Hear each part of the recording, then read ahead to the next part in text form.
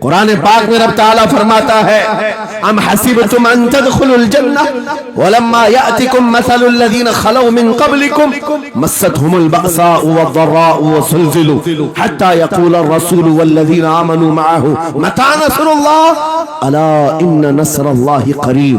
میرا رب فرماتا ہے کیا تم یہ سوچ کر بیٹھے ہو کہ ایسی ہی جنت میں داخل ہو جاؤ گے اور پہلے والوں کو جس طرح تکلیفیں آئیں تمہیں نہیں آئیں گی؟ ان کو ہلا دیا گیا تھا، یہاں تک کہ رسول نے بھی اور ان کے ساتھ ایمان والوں نے بھی یہ کہہ دیا، یہ کہنے لگ گئے اللہ کی مدد کب آئے گی؟ آگاہ ہو جاؤ اللہ کی مدد بہت قریب ہے۔ قرآن کی آیت ہے۔ تم اگر یہ گمان کر کے بیٹھے ہو کہ یوں ہی جنت میں چلے جائیں، ہاں یوں ہی ہم ساری منزلیں طے کر لیں گے، جس کا جتنا ایمان ہوگا اتنا وہ آزمایا جائے گا، اتنے امتحانات سے گزارا جائے گا۔ آج اے نوجوانوں تمہارے امتحان کا وقت قریب آنے والا ہے، تمہیں کیا کرنا چاہیے؟ کیا کرنا چاہیے؟ امتحان دینے کے لیے تیار رہنا چاہیے، ورنہ ہواؤں کی کیڑے مت بننا۔ آج ہوا ان کی چل رہی ہے تو ان کی جے جے کریں گے، کل ان کی چل رہی ہے ان کی جے جے کریں گے۔ ایمان والوں کی یہ معیار نہیں ہے۔ جو ایمان والا ہے وہ ہر آندھی میں ڈٹا رہتا ہے، جمع رہتا ہے۔ خالد بن ولید کو یاد کرو، ایک لشکر لے کر کے وہ ایک علاقے میں گئے تھے۔ توجہ ہے نوجوانوں، ہاں میں دیکھ رہا ہوں بہت سارے کھڑے ہوئے ہیں اور بیٹھے ہوئے بھی ہیں، جو جیسا ہے وہیں جمع رہے گا، کیونکہ یہ محفل رسول ہے، محفل رسول ہے۔ ظاہر سی بات ہے کھڑے ہونے والے وہ بھی اتنا ثواب حاصل کریں گے، بیٹھے ہوئے بھی۔ لیکن قرآن کہتا ہے لا یستوی القاعدون، یعنی بیٹھے ہوئے لوگ کھڑے ہوئے لوگوں کے برابر نہیں ہوتے۔ خیر بات یہ ہے کہ آپ اپنا ذہن اس طرف رکھیں۔ خالد بن ولید اس عظیم مجاہد کی بات کر رہا ہوں رضی اللہ تعالی عنہ، ایک لشکر لے کر، نوجوانوں کا لشکر تھا، ایک عیسائی قلعے کا محاصرہ کر لیا، اور قلعے کا محاصرہ کرنے کے بعد اندر سخت لوگ تھے، مقابلہ کر رہے تھے، لیکن قلعہ فتح نہیں ہوا۔ اب اندر والوں نے یہ مشورہ کر لیا، جو بڑا راہب تھا، پادری تھا، کہا یہ خالد بن ولید ہے، اس سے لڑنا آسان نہیں ہے، یہ جہاں جاتا ہے فتح کے جھنڈے گاڑ کر آتا ہے۔ اس نے جو گرو گھنٹال تھا سب کو جمع کیا اور کہا میں ایک طریقہ ڈھونڈا ہوں، اس کے ذریعے سے ان کے اوپر ہم کامیابی حاصل کر لیں گے۔ سب نے کہا ہم اتفاق کرتے ہیں۔ کہا کیا طریقہ ہے؟ گرو نے کہا، پادری نے کہا یہ بیٹھائے یہ سب چیزیں محفل رسول کے آداب نہیں، جو لوگ بیٹھا رہے ہیں، میں کہہ رہا ہوں جو جہاں ہے جس حالت میں کھڑے رہیں گے انشاءاللہ۔ آپ اگر کھڑے ہونے میں دقت محسوس کر رہے ہیں میں بھی کھڑا ہوتا ہوں انشاءاللہ، ٹھیک ہے؟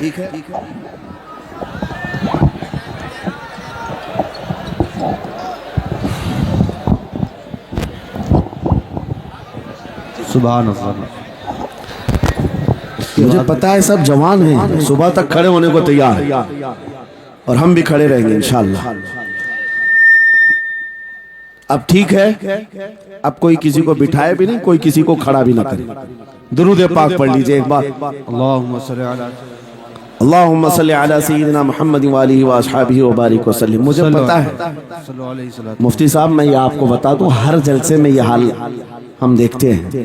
وجہ یہ ہے کہ ہم کرسی پہ بیٹھے رہتے، کچھ لوگوں کو نظر نہیں آتے، وہ ہنگامہ کرتے رہتے، ادھر سے نہیں دکھ رہے ادھر سے نہیں دکھ رہے، اور آس پاس جو بیٹھے ہوئے ہیں ان کو وہ اڑچن سمجھتے کہ یہ بیچ میں حائل ہو گئے۔ لیکن میں اتنی بات کہتا ہوں الحمدللہ ہماری وہ قوم ہے، مجھ جیسے ایک نکمے، میں ایک غلام اور خادم ہوں، مجھے دیکھنے کے لیے وہ بیچ میں کسی کو برداشت نہیں کر پاتے، تو یہ اپنے رسول اور اپنے درمیان کسی اور کو کیوں برداشت کر سکتی ہے؟ کیا بات ہے، بہت اچھا۔ ہم غلاموں کے لیے ان کے جذبات ہیں تو رسول کے لیے جذبات اور ہیں۔ الحمدللہ وہ عشق ابھی سلامت ہے، اسی لیے تو ہم گھوم رہے ہیں۔ اگر مرے ہوتے تو مردوں کو کون خطاب کرتا؟ زندگی ابھی باقی ہے اور ہمیں امید بھی باقی ہے، امید باقی ہے۔ خرافات آ گئی ہیں مجھے پتا ہے، غلط کام بہت آ گئے ہمارے محلے میں، مجھے صبح سے بتایا گیا بہت سارے، یہ ایک محلے کا المیہ نہیں ہے، ہم جہاں جا رہے ہیں شہروں کے شہر نشے میں تباہ ہیں، برباد ہیں، لیکن ساتھ میں مجھے اس بات کا یقین ہے حضور کی یہ امت گنہگار تو ہو گئی ہے لیکن غدار نہیں ہے، کیا بات ہے، بات حضور کی غدار نہیں ہے۔ آج بھی اگر ان سے کہہ دو چاہے وہ کسی بھی طرح کا عمل رکھتا ہو، حضور کی عزت کی بات آئی تو اپنی گردن لے کر حاضر ہونے کو تیار سبحان اللہ ہے یا نہیں میری اس بات پر؟ سنو، خالد بن ولید جب قلعے کا محاصرہ کر چکے ہیں، عیسائی پادری نے اپنے سارے ساتھیوں سے کہا ہم ان کو 3 دن کا ٹائم دیتے ہیں کہ ہم ان کو صلح کرنے کی بات کریں گے، لیکن میری ایک شرط ہوگی، یہ اپنے نوجوان ساتھیوں کو لے کر بازار سے گزرتے ہوئے آ جائے، اگر صحیح سلامت ان کے سارے فوجی آ گئے ہم قلعے کی چابیاں دے دیں گے۔ سارے عیسائیوں نے پوچھا کیا کرنا کیا چاہتے ہو؟ اس پادری نے کہا ملک کی مشہور خوبصورت لڑکیوں کو اور زر و جواہرات کو میں راستے پر بچھا دوں گا، ننگی لڑکیوں کو کھڑا کر رکھوں گا، جب خالد بن ولید کی فوج یہاں سے گزرے گی، نوجوان ہے، نفس بھڑکتا ہے، اور اس طرح سے ایک نوجوان کو خریدنے کے لیے 2 ہی چیزیں ہوتی ہیں، ایک عورت ہے دوسری دولت ہے، اور نوجوان اس میں پھسل جاتا ہے۔ میں جانتا ہوں کہ جب یہ دونوں چیزیں سجا کر رکھ دی جائیں خالد بن ولید کے یہ لشکری ٹوٹ پڑیں گے عورتوں پر اور دولت پر، ہم آسانی سے ان پر قابض ہو جائیں گے۔ سب نے واہ واہ کیا، تالیاں بجائی، اور پادری آ کر خالد بن ولید سے کہتا ہے ہم آپ سے لڑنا نہیں چاہتے، ہم آپ سے مقابلہ نہیں کرنا چاہتے، آپ 3 دن کے بعد اپنے لشکریوں کو لے کر اس بازار سے گزرتے ہوئے آ جائیے، صحیح سلامت اگر آپ پہنچ گئے تو قلعے کی چابیاں آپ کے حوالے کر دوں گا۔ توجہ، خالد بن ولید نے کہا منظور ہے، یہ شرط میں اتفاق کرتا ہوں۔ واپس آئے، اپنے ساتھیوں سے کہا جنگ نہیں کرنی ہے، لیکن ایک ہی شرط انہوں نے رکھا ہے، 3 دن کے بعد اس بازار سے گزر کر ہمیں جانا ہے، لیکن کوئی نہ کوئی حربہ تو ہوگا، کوئی نہ کوئی سازش تو ہوگی، ہر چیز کے لیے تیار رہنا۔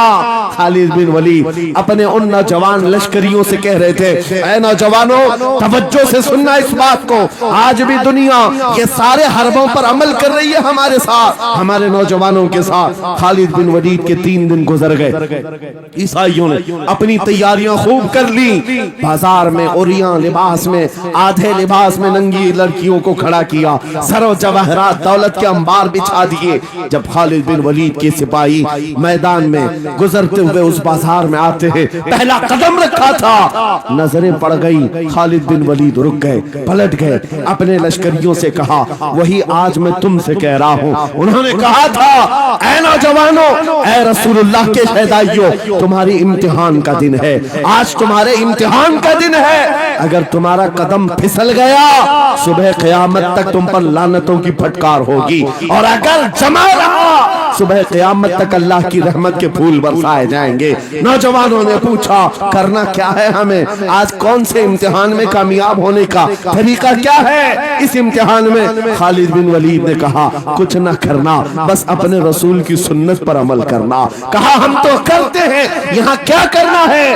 خالد بن ولید کہتے ہیں میں نے میرے مصطفیٰ کریم کو دیکھا ہے، جب رسول اللہ مدینے کے بازار سے گزرتے تھے اپنی نظریں نیچی کر کے جاتے تھے، آج تم بازار سے جا رہے ہو، بس اس سنت پر عمل کر لو، اپنی حیا کی نظریں جھکا کر چلنا، پھر اس کے بعد اللہ مالک ہے۔ خالد بن ولید کے جوش اور ولولے سے بھری ہوئی یہ تقریر ایسی اثر کر گئی، وہ نوجوان 1-2 نہیں تھے، سینکڑوں کی تعداد میں تھے، سر جھکائے بازار سے ایسے چل رہے ہیں، تاریخ نگار کہتے ہیں وہ اس طرح سے چل رہے تھے کہ ان کے سروں پر انڈا بھی رکھ دیا جاتا تو نہیں گرتا، نہ ادھر ہلائے نہ ادھر ہلائے، نہ ادھر دیکھے نہ ادھر دیکھے، اور برابر اپنی نظریں زمین پر جھکائے ہوئے تیزی سے چلتے ہوئے اس قلعے کے फाटक तक पहुंच गए। वहां वो पादरी साहब इंतजार में थे, भटक गए होंगे, औरतों से भिड़ गए होंगे, दौलत जमा कर रहे होंगे, मगर ये दीवाने ठुकराते हुए हर दौलत और उरियानियत को उस किले के फाटक तक पहुंच गए।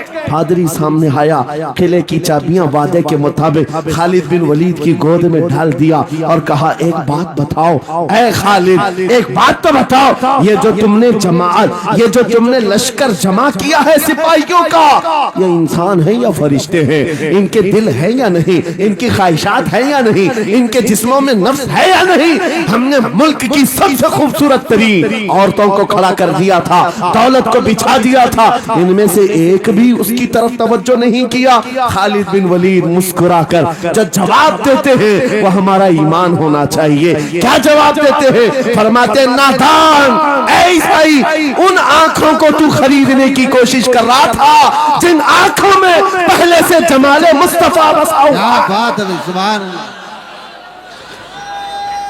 अल्लाह।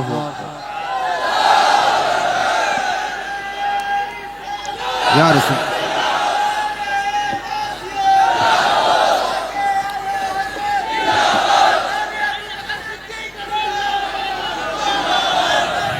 ये जो लोग लाइट के करीब हैं इनसे गुजारिश है कि आप हट जाएं, करंट मेरे अजीजों, ये जवाब था। उन आंखों को दुनिया का हुस्न क्या धोखा दे सकता है जिन आंखों में पहले से जमाले मुस्तफा बसा हुआ। और तारीख ने बार बार ये गुमराह करने की कोशिशें की, एक बार नहीं, दो बार नहीं। कलयुबी में एक हिकायत है, हजरत शहाबुद्दीन कलयुबी ने लिखा है, 3 भाई एक ईसाई बादशाह की कैद में आ गए थे। तीनों सगे भाई थे और जवान भी थे। जवान ज्यादा है इसलिए खिताब कर रहा हूं, इसका मतलब ये नहीं है कि बूढ़ों के लिए कोई नसीहतें नहीं। इंसान है, नफ्स है, तो सबके लिए, सबके लिए। 3 जवान कैद में आ गए। बादशाह ने उनको ऑफर दिया कि मेरे दीन में आ जाओ, मैं सिपाही बना लूंगा, वजीर बना लूंगा। मगर वो रसूलुल्लाह के गुलाम थे, मेरे आका के शहदाई थे। कहा, इतनी आसानी में तो हम दीन नहीं बेच सकते। तवज्जो है नौजवानों, ये सब तुम्हारे साथ हो रहा है। दौलत तुम्हें दिखाकर, हुस्न तुम्हें दिखाकर अगर दुनिया खरीद सकती है तो लानत है ऐसे तुम्हारी जिंदगी पर। तुफ है। फिर वो कैसा ईमान वाला है, कैसा मुसलमान है जिसने अपने नबी की मोहब्बत को हल्की चीज में बेच दिया? उसका कोई ताल्लुक नहीं है। अला ला ईमान लिमल्ला मोहब्बत अला। आला हजरत ने लिखा है, उसका ईमान ही नहीं जिसके दिल में मेरे आका की मोहब्बत नहीं। क्या बात है। अगर मोहब्बत है तो सौदा नहीं करोगे। 3 भाई एक बादशाह की कैद में आ गए और उनको ऑफर दिया गया, दीन बदल लो, हमारे दीन में आ जाओ, छोड़ देंगे। सख्त थे, जमे हुए थे, डटे हुए थे। कहा नहीं। कहा जल्लाद को बुलाओ, कोड़े मारो। कहा तैयार हैं हम। इतना नहीं, बादशाह इतने गुस्से में था, जल्लाद को बुलाया और कहा एक कढ़ाई लाओ, तेल डालो और खौलाओ। तेल डाल करके खौलाया गया। जब तेल खोलने लगा, इन तीनों में से बड़े भाई को उठाकर तेल में डाल, चलते हुए तेल के अंदर जब उस नौजवान को डाला गया तो फौरन दम जदन में रूह निकल गई, शहीद हो गई। 2 भाई देख रहे हैं, अपने बड़े भाई की मौत देख रहे हैं। ये हालात आ गए, ये बातें याद रखना। थोड़ी देर के बाद बादशाह ने दूसरे से कहा, अब बताओ तुम्हारा क्या इरादा है? दूसरे ने कहा, अब तो और भी तुमने सख्त कर दिया इम्तिहान, हम तो अपने नबी को धोखा नहीं दे सकते और ना ही मेरे शहीद भाई को। बादशाह ने दूसरे को उठाया और तेल में डाल दिया, खोलते हुए तेल में डाल दिया। 2 शहीद हुए। तीसरा जो था वो 22 साल 25 साल के बीच का था। ये भरी जवानी है, अंगारा होता है। हर नौजवान को ये लगता है कि ये दिन हमारे ऐश के हैं।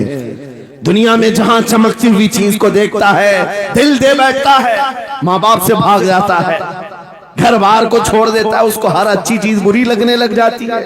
ये उम्र बड़ी खतरनाक मंजिल पे आ जाती है। नौजवानों, जो इस उम्र में बच गया इंशाअल्लाह वो आगे भी बच जाएगा, आगे भी बच जाएगा। 22 साल का खड़ियल जवान है जिसके सामने उसके 2 भाइयों को खोलते हुए तेल में डाला गया। اس کی کیفیت کیا ہونا چاہیے؟ اب پوچھا گیا تمہارا کیا ارادہ ہے؟ کہا اس طرح تم 100 بار بھی تیل میں ڈالو گے تو میں یہی کہوں گا میرا رسول محمد سبحان اللہ صلی اللہ علیہ وسلم، ہمارے آقا محمد صلی اللہ علیہ وسلم ہیں، میں یہی کہوں گا۔ بادشاہ اتنے غصے میں تھا، کہا کہ اس کو چیر دو، اس کو کاٹ دو۔ وزیر تھا بادشاہ کا چالاک، اس نے کہا اس کو قتل کر دینے مار دینے سے کچھ ہوگا نہیں، مجھے 1 مہینے کا ٹائم دے، اس کو چینج کر کے لے کے آؤں گا، اگر نہیں لایا تو میری زندگی داؤ پہ لگ جائے۔ بادشاہ نے کہا لے جاؤ، 1 مہینے کا ٹائم ہے، اس کو بدل کر کے لاؤ۔ وجہ یہ تھی کہ اس وزیر کے گھر میں بڑی خوبصورت لڑکی تھی، جس کے رشتے کے لیے بڑے بڑے بادشاہوں کے شہزادوں کے پیغامات آتے تھے۔ وزیر ایسا تھا کہ اس ایک نوجوان پر اپنی پوری محنت صرف کرنا چاہتا تھا۔ گھر لایا، کمرے میں رکھا، اچھی غذائیں دی، کہا میں تجھے مارنا نہیں چاہتا، کچھ نہیں، تو اپنی زندگی میں مست رہ۔ اس نوجوان نے کہا ٹھیک ہے۔ اس کے بعد اپنی بیٹی کو لگا دیا، اے بیٹی تیرے پاس تیرے باپ کو بچانے کے لیے ایک ہی کام ہے، اس جوان کا دل جیت کر کے لیا، بادشاہ سے جو چاہے تجھے دلا دوں گا۔ اس لڑکی نے کہا یہ تو چٹکی کا کام ہے میرا۔ جس کے پاس حسن ہوتا ہے اسے ایسا لگتا ہے ہر کسی کو اپنے دامے فریب میں پھنسائے گی، اتنا آسان نہیں ہے، ہر کوئی لٹو نہیں ہوتا۔ رات کو جب یہ لڑکی آتی، نوجوان مسلح بچھاتا سجدے میں چلا جاتا، ہر وہ کھڑی رہتی بیٹھی رہتی، کھڑی ہوتی بیٹھی ہوتی، رات گزر جاتی، وہ اونگ اونگ کر چلے جاتی۔ کتنے دن ہو گئے روزانہ وہ بات تک نہیں کرتا، سر تک نہیں اٹھاتا، اس کا سجدہ لمبا ہی ہوتا چلا جائے، جب وہ چلی جائے سجدے سے اٹھ جائے۔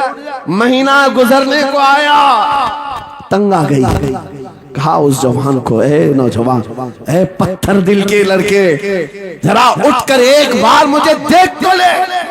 میرے حسن کو دیکھنے کے لیے بادشاہوں کے شہزادے بے چین رہتے ہیں، بڑی بڑی جگہوں سے میرے نکاح کے پیغامات آتے ہیں، مگر میرے باپ کی عزت کی سلامتی کے لیے میں تیرے ساتھ لگی ہوں، کیا بات ہے تجھے غرور کتنا ہے، مجھے دیکھتا کیوں نہیں؟ نوجوان نے سر اٹھائے بغیر کہا بس تو اپنے مقصد میں کامیاب نہیں ہو سکتی، واپس چلی جا، اس لیے کہ ان آنکھوں میں ایک ہی حسن بس رہا ہے، وہ آمینہ کے لال کا حسن ہے۔ کیا بات ہے، نعرہ تکبیر، بس وہ ایک حسن بسا ہوا ہے اور اس حسن کو دھوکہ نہیں دیا جا سکتا۔ سبحان اللہ، وہ خاتون کے دل میں، اس لڑکی کے دل میں ایسی ہیبت طاری ہو گئی، ایسی ہیبت طاری ہو گئی، کپ کپانے لگ گئی اور کھڑی ہو کر کہنے لگی میں دل سے گواہی دیتی ہوں کہ تو بھی سچا ہے، تیرا دین بھی سچا۔ سبحان اللہ، سبحان اللہ، اٹھ جا، مجھے آزاد کر اس تمام واہیات زندگی سے، میں تیرے ساتھ آنے کو تیار ہوں، تیرے دین میں بھی اور تیرے نکاح میں بھی۔ نوجوان کھڑا ہوا، کہا کہ یہ ایمان لائی ہوئی۔ اس خاتون نے کہا میں تیری بیڑیاں کھولتی ہوں، میں یہاں سے جانے کا راستہ فراہم کرتی ہوں۔ دنیا جس کو پھنسانے کے چکر میں تھی، اکثر یہ دیکھا گیا ہے وہ خود اپنی گردن مصطفیٰ کے قدموں میں دینے کو تیار۔ کیا بات ہے، شرط اتنی ہے کہ محمد سے وفا تو نے، تو ہم تیرے ہیں، یہ جہاں چیز ہے کہ اللہ و قلم تیرے ہیں، سبحان اللہ، سب تمہارا ہو سکتا ہے، سب تمہارا ہوگا۔ بس زندہ باد، مرحبا۔ میرے عزیزوں اب سنو آگے کی بات۔ قلیو بھی فرماتے ہیں ان جوانوں کی حکایت کیوں سنا رہا ہوں، یہ آنے والے حالات ہیں۔ کہتے ہیں رات کی تنہائی میں اس خاتون نے اس نوجوان کی بیڑیاں کھول دی، حجرے کا دروازہ کھول دیا اور اس کو لے کر کے نکل گئی، کہا راستہ میں بتاتی ہوں، سلطنت کی سرحدیں میں عبور کراتی ہوں، پھر تیری مرضی، اگر مجھے ساتھ رکھنا ہے تو لے چل اپنے دیار میں، یا پھر چھوڑنا ہے تو چھوڑ دے۔ اس نوجوان نے کہا کہ ٹھیک ہے ساتھ چلو۔ رات کے وقت یہ دونوں تنہا ساتھ چل رہے تھے، یہ بھاگے ہوئے لوگ نہیں ہیں، یہ ایمان پر استقامت والے لوگ، سبحان اللہ، یہ حسن پر فدا ہونے والے لوگ نہیں۔ رات کے وقت جب چل رہے تھے، آدھی رات گزری ہوئی تھی، اچانک گھوڑوں کے دوڑنے کی آواز آئی۔ بہت اہم بات کر رہا ہوں، گھوڑوں کے ٹاپ کی آوازیں آنے لگ گئی۔ اب یہ دونوں ڈر کر کے ایک درخت کے پیچھے چھپ گئے، انہیں لگا بادشاہ کو خبر ہو گئی، بادشاہ نے ہمیں پکڑوانے کے لیے پوری فوج بھیج دی ہے۔ وزیر کو بھی پتا چل گیا ہوگا، یہ ڈرے سہمے ہوئے درخت کے پیچھے چھپے ہوئے تھے کہ اب کیا ہوگا اس کے بعد۔ گھوڑوں کے دوڑنے کی آواز کم ہوتی گئی اور ان کے درخت کے آگے آ کر سارے گھوڑوں کی آواز رک گئی، سب رک گئے، اور یہ درخت کے باہر سر نہیں نکال رہے تھے۔ باہر آئی ہوئی جماعت نے ان کا نام لے کر پکارا، فلاں بن فلاں باہر آ جاؤ۔ یہ نوجوان کہتا ہے جب میں باہر آ کر دیکھا یہ بادشاہ کی فوج نہیں تھی، اس کے دونوں شہید بھائی پوری جماعت کے ساتھ گھوڑوں پر سوار ہیں، سبحان اللہ، جن کو بادشاہ نے کھولتے ہوئے تیل میں ڈالا تھا، وہ گھوڑوں پر سوار آ رہے ہیں۔ نوجوان دیکھ کر کے ہکا بکا رہ گیا، پوچھا بھائی جان آپ کیسے آئے؟ ان دونوں بھائیوں نے کہا اے ہمارے ننھے بھائی کیا تجھے پتا نہیں اللہ نے فرمایا وَلَا تَقُولُوا لِمَنْ يُقْتَلُ فِي سَبِيلِ اللَّهِ أَمْوَاتٌ بَلْ أَحْيَاءٌ وَلَكِنْ لَا تَشْعُرُونَ، جو اللہ کی راہ میں مارے جائیں انہیں مردہ مت کہو، وہ زندہ ہیں، تمہیں اس کا شعور نہیں، یہ صرف تو ہمیں دیکھ رہا ہے، پہچان رہا ہے، تجھے پتا ہے یہ جو جماعت ہمارے ساتھ آئی ہے عام لوگوں کی نہیں، یہ بدر خندق کے صحابہ کی جماعت ہے۔ سبحان اللہ، سبحان اللہ، بہت اچھا یا رسول اللہ، مرحبا، اللہ۔ بات صرف اتنی ہے اگر تم اللہ کے سچے بندے بن جاؤ، حضور کے وفادار بن جاؤ، پوری دنیا تمہارے لیے گھما دی جائے، حالات تمہارے لیے بدل دیے جائیں گے۔ تھوڑے دنوں کی بات ہے، اسی لیے اقبال نے کہا تھا سچی بات ہے، اے نوجوانوں میرا پیغام یہ ہے اگر سننا ہے تو صرف اتنا ہے، کفر دم توڑ دے گا ٹوٹی ہوئی شمشیر کے ساتھ، کفر دم توڑ دے گا ٹوٹی ہوئی شمشیر کے ساتھ، گھر تم نکل آ جاؤ ایک بار نعرہ تکبیر کے ساتھ، نعرہ تکبیر، نعرہ رسالت، نعرہ غوثیت، لبیک یا رسول اللہ، لبیک یا رسول اللہ، نعرہ تکبیر۔ اب بات یہ سن کر کے چلو، دو مثالیں میں نے تمہارے سامنے رکھی، ایک سیدنا خالد بن ولید کی، ایک یہ تین نوجوان بھائیوں کی، دونوں جگہ پر بھی میں نے آپ کے سامنے رکھا دنیا نے کس ذریعے سے ہمیں خریدنے کی کوشش کی۔ خالد بن ولید کے جوانوں کو بھی دنیا عورت اور دولت سے خریدنا چاہتی تھی، ان تین جوان بھائیوں کو بھی دنیا دولت اور عورت سے خریدنا چاہتی تھی۔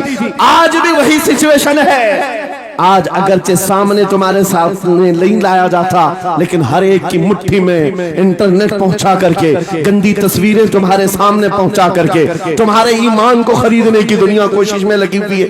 آپ کو پتا ہے پوری دنیا کی سب سے بڑی انڈسٹری پورنوگرافی کی ہے، یہ بالی ووڈ اور ہالی ووڈ کچھ نہیں لگتے اس کے سامنے۔ پورنوگرافی جو اوریاں گندی فلمیں بنانے والی انڈسٹری سب سے بڑی ہے، کروڑوں اربوں ڈالر اس میں خرچ کیے جاتے ہیں، کس وجہ سے؟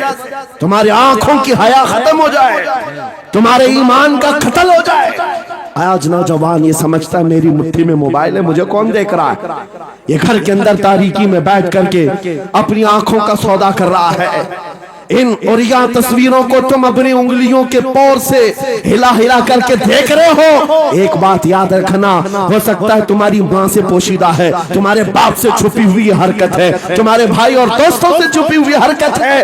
قرآن کہتا ہے یعلم خائنۃ الاعین وما تخفی الصدور، وہ اللہ ہے جو تمہاری آنکھوں کی خیانت کو دیکھ رہا ہے، تمہارے دلوں میں چھپے ہوئے حالات کو بھی وہ جانتا ہے۔ اس لیے یاد رکھنا آج ہماری کی ہوئی حرکتوں کے لیے میرا مولا فرماتا ہے فَمَنْ يَعْمَلْ مِثْقَالَ ذَرَّةٍ خَيْرًا يَرَهُ وَمَنْ يَعْمَلْ مِثْقَالَ ذَرَّةٍ شَرًّا يَرَهُ، جو ایک رائی کے دانے کے برابر بھی نیکی کرے گا قیامت کے دن وہ بھی دکھایا جائے گا، اور ایک رائی کے دانے کے برابر برائی کرے گا وہ بھی دکھایا جائے گا۔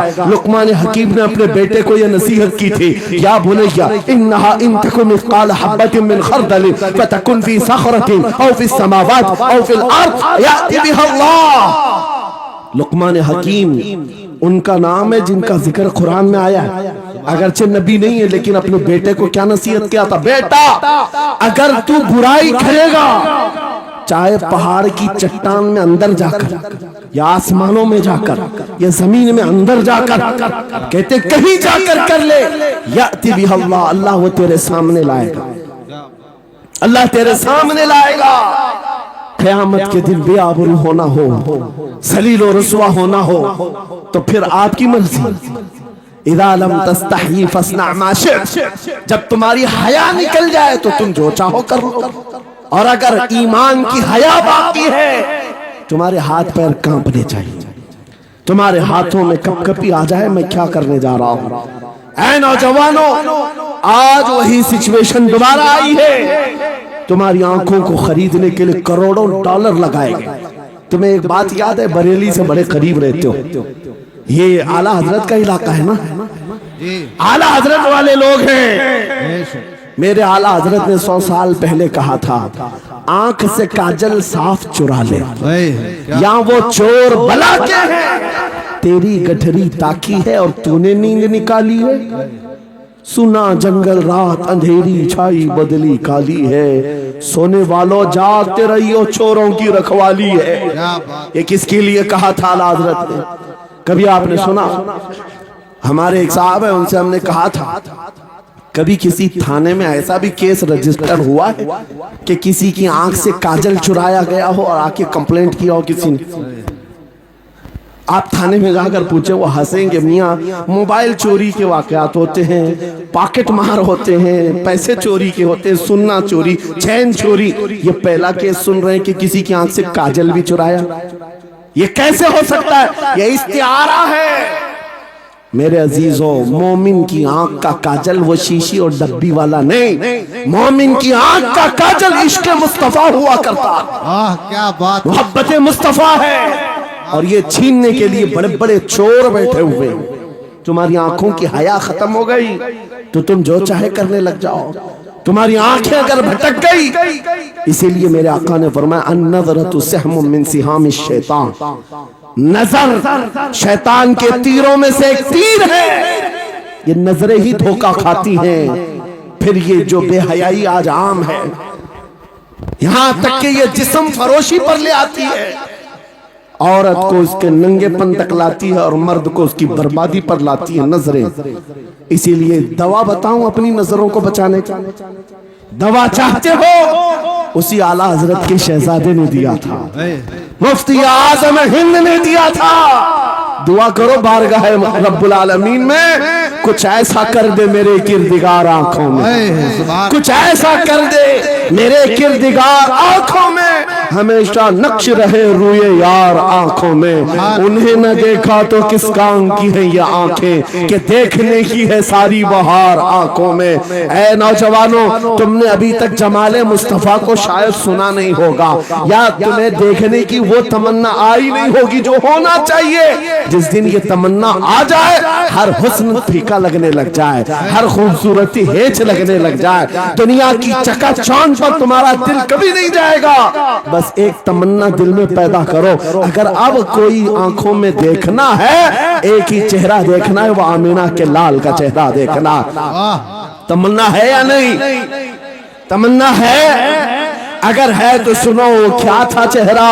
حضرت جابر بن سمرہ کہتے ہیں ایک دن میں اپنے گھر سے نکلا، مسجد نبوی کے پاس آیا، 14ویں رات تھی، چاند آب و تاب کے ساتھ نکلا ہوا تھا۔ حضرت جابر بن سمرہ کہتے ہیں میں مسجد نبوی کے قریب آیا، اسی وقت میرے آقا صلی اللہ علیہ وسلم اپنے گھر سے باہر نکل رہے تھے، آپ کے جسم اطہر پر سرخ جبہ تھا اور امامہ شریف تھا۔ حضرت جابر کہتے ہیں کبھی میں رسول اللہ کی طرف دیکھتا تھا اور کبھی 14ویں کے چاند کی طرف دیکھتا تھا، کبھی ادھر دیکھو کبھی ادھر دیکھو، یہ حدیث پاک میں ہے۔ وہ صحابی کہتے ہیں میں یہ دل میں سوچ رہا تھا اس چاند کو زیادہ حسین کہوں یا اس چہرے کو زیادہ حسین کہوں۔ اسی اسنا میں میں ادھر ادھر دیکھ رہا تھا، پھر دل نے یہ فیصلہ کر لیا جس کو شاعر نے کہا ہے چاند سے تشبیہ دینا یہ بھی کیا انصاف ہے، چاند میں تو داغ ہے، حضرت کا چہرہ صاف ہے۔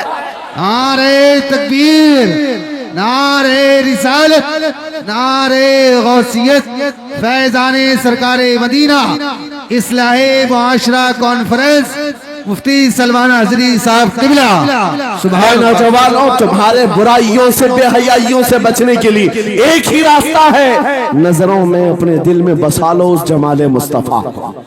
تمہاری رات جب ہو جائے، طلب پیدا ہو جائے، اب رات کے اندھیریوں میں مجھے اپنے موبائل کی سکرین پر یہ گندی اور بے حیائیاں دیکھ کر کے نہیں سونا ہے، اس لیے کہ یہ ایک بات بتا دوں نوجوانوں، یہ گناہ اس کی لذت تھوڑی سی ہوتی ہے، یہ کھجلی کی طرح ہے، کھجاؤ تو اچھا لگتا ہے، ہاتھ چھوڑ دو تو پھر جلن شروع ہو جاتی ہے، یہ ویسی ہی ہے، چند منٹوں کی لذت ہے، ہمیشہ کا داغ دھبا چھوڑ جاتی ہیں، یہ ایک طرح کا داغ تمہارے ایمان پر، تمہارے جسم پر چھوڑ جاتی ہے۔ ان بے حیائیوں سے نکلو، اپنی آنکھوں کو حیا دو، اپنے ایمان کو جلا بخشو، اور تمہارے لیے ایک ہی ذریعہ ہے، بسا لو نظروں میں اس جمال مصطفیٰ کو، دل کے اندر ایک تمنا بیدار ہو جائے کہ مجھے دیکھنا ہے میرے مصطفیٰ کو۔ وہ تمنا کیوں نہیں آتی جو فاضل بریلوی امام اہل سنت مدینے جا کر کے کرتے ہیں؟ جب ہر کوئی جا کر کے کیا مانگتا ہے؟ یا رسول اللہ،